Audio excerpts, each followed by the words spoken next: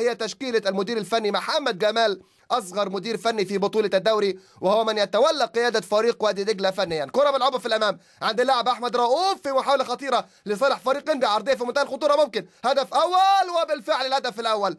الهدف الأول هدف مبكر عن طريق لاعب خط الوسط أحمد عمران في أول مباراة وفي أول ظهور رسمي مع فريق إنبي، يتقدم مع الدقيقة الثانية من أحداث الشوط الأول. هدف يأتي في توقيت مبكر، لم يكن متوقع أبدا أن يسجل إنبي، أن يفتتح كبير العائلة البترولية بهدف مبكر مع الدقيقة الثانية. أدي أمامنا لقطة الإعادة، أحمد رؤوف انطلاقة داخل حدود منطقة الجزاء، خروج الحارس أمير توفيق، على طول متابعة جاءت من عبد السلام نجاح اللي تابع الكرة وعمل فولو رائع جدا، وهيأ الكرة اللي جاي من ورا لقدام على طول أحمد عمران بكل أمان وبكل اطمئنان يؤمن الكرة داخل الشباك، زاحفة أرضية على يسار الحارس وعلى يسار المرمى، لأن المرمى كان خالي تماما من حارسه، وبالتالي هدف المبكر هو الأسرع. هدف أيضا العزيزين علاء مرتضى ومجدي الشربيني في الجانب الأيمن، كرة عرضية محاولة جول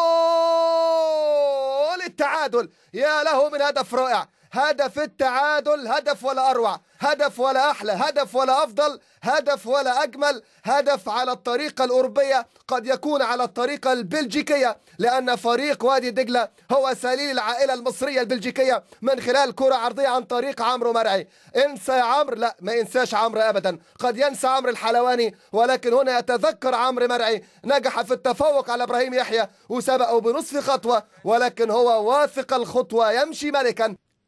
يلعب الكرة في الجانب الايسر، عمرو الحلواني محاولة ارسال عرضية جميلة جدا، ولكن خروج الحارس. اوه،